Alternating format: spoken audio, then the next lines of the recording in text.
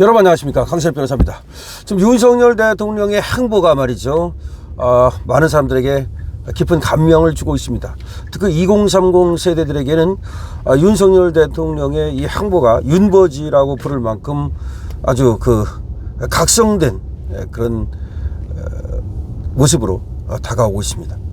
그러니까 2030이 아무런 생각 없이, 아무런 생각 없다고 말하기는 뭐하지만 좀 나태하게, 원래 그런 거지, 원래 주어져 있는 거지, 항상 또 앞으로도 있는 거 아니야?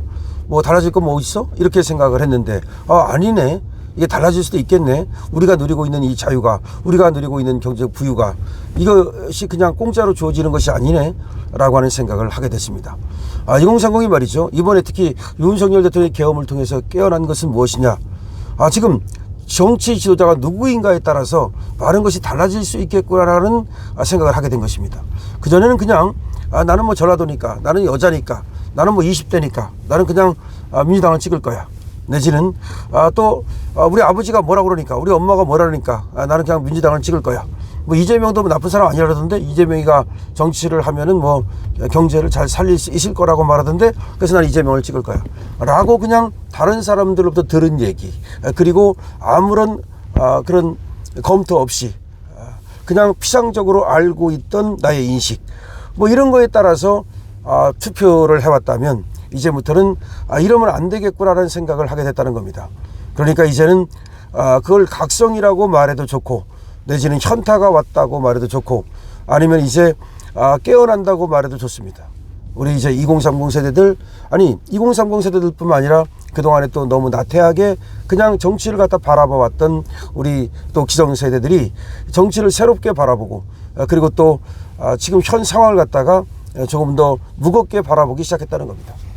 자, 그래서 윤석열 대통령에 대한 신드롬이 생겨나고, 윤석열 대통령을 이제 영웅으로 그렇게 또 이제 받아들이는 사람들이 늘어나기 시작했습니다. 자, 그러면 윤석열 대통령은 과연 어떤 점에서 그렇게 우리 국민들에게 각성을 시키고, 그리고 또 본인이 영웅으로 거듭나고 있는가? 사실은 영웅을 만드는 것은 시대가 만듭니다. 그리고 그 시대의 국민들이 만들고, 그리고 또 역사가 만듭니다. 그러면 우리는 우리 시대에서 혁명가라고 불리는 영웅들을 한번 보면서 윤석열 대통령이 왜 혁명가가 되는가를 여러분께 말씀드리죠. 우리 정치사에서 몇 명의 혁명가를 뽑는다면 저는 첫 번째는 이승만이라고 생각을 합니다. 이승만은 혁명가 중에 혁명가다. 왜 그런가? 이승만이 바꿔놓은 걸 보십시오. 이 조선이라고 하는 그야말로 미개한 나라, 이 나라를 갖다가 완전히 자유의 나라, 새로운 공화국으로 만들었습니다. 물론 이승만 혼자 만들었냐 그렇게 생각할지 모르지만, 저는 이승만의 꿈이 대한민국을 공화국으로 만들었다고 생각합니다. 원래가 말이죠, 우리나라가 독립이 되고 나서도 이 대한민국을 어떤 나라로 만들 것인가에 대하여 이 왕이 있고, 그 다음에 또 수상이 통치하는 일본과 같은 나라 말하자면 그렇게 만들 것이냐, 아니면은 대통령제로 갈 것이냐, 아니면 의원내각제로 갈 것이냐, 말이 많았습니다. 그때도 의원내각제로 가야 된다는 그런 주장도 있었습니다, 실제로 말이죠. 그러니까 이제 하나의 왕이라는 것을 상징적으로 두고, 아니면 대통령을 상징적으로 두고, 그 다음에 이제 국회가 이제 돌아가면서 집권을 하는 일본과 같은 형식 말이죠. 아니면 또 영국과 같은 형식 말이죠. 그런 나라로 가야 된다는 주장도 상당히 많았던 겁니다. 왜냐하면 그 당시 한번 생각해 보십시오. 이 왕정에 익숙해 있는 사람들에게 이 왕이 없는, 내지는 하나의 또 상징이 없는 그런 어떤 상황이라고 하는 것은 굉장히 받아들이기가 어려웠던 것이죠. 왕이 없이 어떡하지? 누가 다스리지? 그런 것 때문에 사실은 대통령제로 가는 것도 그렇게 쉽지가 않았던 겁니다. 하지만 어쨌든 대통령제를 우리는 택했는데, 그것은 미국의 영향이기도 하지만 결국은 이승만 같은 사람들의 영향이 컸다라고 봐야 되고요. 그러면 이승만은 언제부터 이렇게 공화정을 꿈꿨는가? 그것이 놀라운 것인데, 이승만은 사실은 말이죠, 역적이었습니다. 조선의 역적이었죠. 그래서 사형 선고를 받았죠. 그리고 한성 감옥에 실제로 사형수로 입감이 됐습니다. 그런데 나중에 이제 감형이 돼가지고 그래도 거의 5년 가까이 살았습니다. 엄청 오래 사는 겁니다, 감옥에서. 그 5년 정도를 살면서 거기에서 이제 또 기독교를 받아들이고 선교사와 교류하고, 그리고 영어를 공부했다는 것은 유명한 알려진 사실입니다. 심지어 어느 정도 영어를 열심히 공부했냐면은 사전을 만들 정도로 열심히 영어를 공부했다고 합니다. 그리고 또 이제 당시 감옥에서 이승만은 그래도 또 배운 사람이었기 때문에 한학을 굉장히 열심히 공부했고, 그리고 과거를 치른 적도 있을 만큼 실질적으로 한학에 능통했습니다.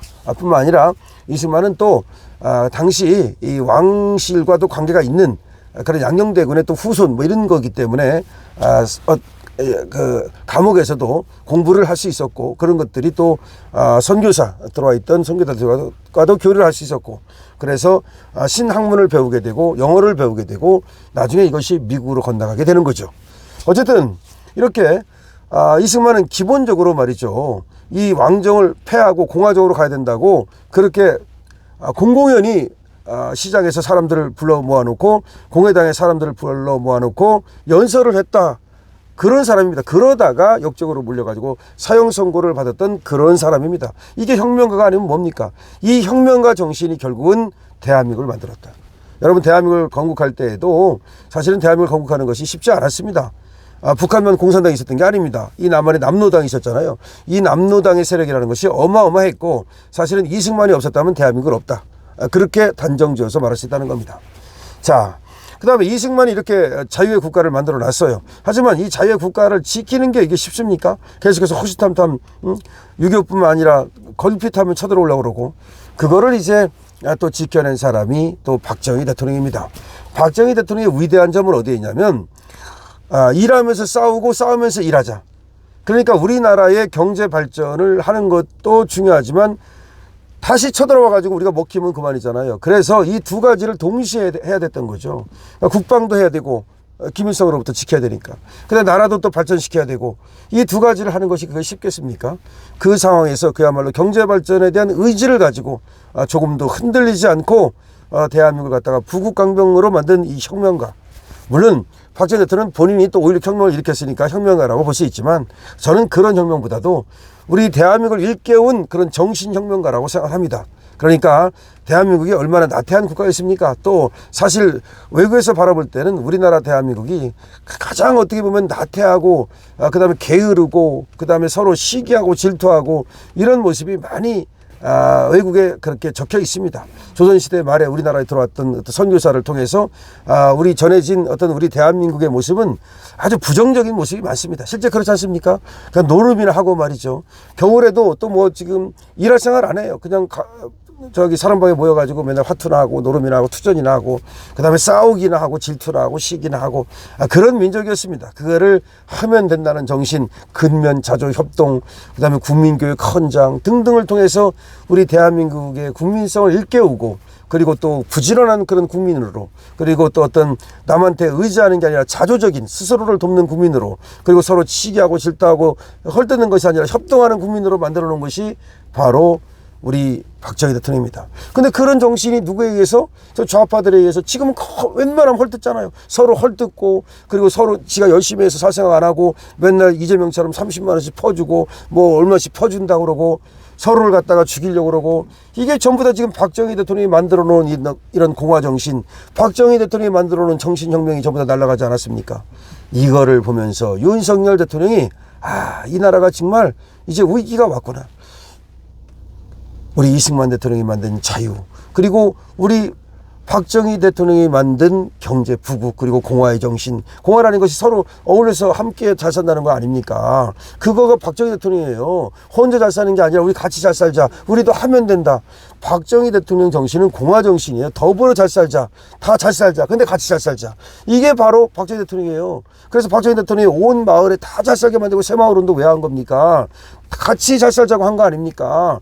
그러니까 북한도 잘 사는 놈은 잘 살아요. 누구만, 일부만, 공산당만. 그거는 공화의 정신이 아니죠. 그래서 자유의 정신은 이승만이고 공화의 정신은 박정희인 거예요. 근데 이 정신이 지금 다 떨어지고 사라지고 그냥 이 나라가 완전히 분열되고 자유도 사라지고 공화도 사라지고 경제도 사라지는 이 위기 속에서 윤석열 대통령은 이거 이렇게 하면 안 되겠구나. 여기서 멈춰 세우지 않으면, 이 나라를 구하지 않으면 대한민국은 망한다라고 생각을 하고 절체절명의 위기로 계엄을 한 거예요. 그러면 왜 계엄을 했느냐? 다시 말하면 이 나라를 구하기 위해서 자신을 희생시켰다 이 말이에요. 그럼 이 나라를 구하기 위해서 희생시켰다는 말이 자유주의를 다시 진정한 자유주의 국가 그리고 또 경제 부국 국가를 만드는 동시에 법치주의를 또 생각하는 거야. 이게 법이라는 것이 일부의 특권층이 법을 이용해 가지고서 이승만 대통령이 만든 자유 그리고 박정희 대통령이 만든 이런 공화의 정신을 갖다가 법을 악용해 가지고서 악법으로 지금 이재명이가 이 나라를 무너뜨리고 있잖아요. 진정한 법치주의 국가를 만들어야 되겠다고 생각한 거야. 그래서 지금 이재명과 민주당이 벌이는 저런 어떤 법을 이용한 테러, 형식적인 법, 그러니까 진정한 어떤 실질적인 법이 아니라 형식적인 어떤 법을 이용해 가지고서 그렇게 테러를 하는 것을 막지 않으면 이 나라는 오히려 겉으로는 법치주의 같은데 겉으로는 법에 맞는 것 같은데 실질로는 오로지 이재명을 구하기 위한 그런 어떤 악법, 그런 이재명을 구하기 위한 어떤 반법치, 반국가주의, 이재명을 구하기 위한 주권 침탈, 이런 세력들에게 그야말로 대한민국을 먹히겠구나라는 생각으로 대한민국을 구하기 위해서 자신을 갖다 희생시켰다는 것이 지금 윤석열 대통령을 바라보는 많은 어떤 지금 사람들의 생각인 겁니다. 근데 그걸 2030이 먼저 깨달았어요. 일찍 깨달았어요. 그 사람들은 유연하기 때문에. 그리고 그 사람들은 편견이 없기 때문에. 그래서 윤석열 대통령을 윤버지라 부르면서 이제 영웅의 대열에 올려놓고 있는 거죠. 이렇게 고통을 받아야 영웅이 됩니다. 윤석열 대통령 이 고통 속에서 피어나는 꽃이 될 겁니다. 여러분 윤석열 대통령과 함께 가시고요. 그리고 절대로 우리가 지치면 안 됩니다. 우리가 지치면 안 되고 윤석열 대통령을 절대로 포기하면 안 됩니다. 조기 대선 운운하는 놈들은 벌써부터 윤석열 대통령을 포기하자는 겁니다. 뭐 어쩌고저쩌고 하면서 어쩌고저쩌고 하면서 뭐 희망이 어쩌니 뭐 가능성이 어쩌니 웃기는 소리입니다. 자, 생각해 보십시오. 이승만은 사형 선고까지 받았었어요. 그 다음에 우리 박정희 대통령도 사실은 사형 선고까지 처해질 위기에 있었어요. 사형 선고 받을 건데 그때 백선엽이라든지 이런 사람들이 구해준 거 아닙니까? 그러니까 전부 다 죽음의 위기에 있었어요. 그러면 윤석열 대통령도 지금 이제 엄청난 고통과 엄청난 어떤 위기에 있습니다. 하지만 이승만 박정희처럼 이 위기를 딛고 대한민국의 영웅으로 거듭날 거라고 믿습니다. 강시엽 TV입니다.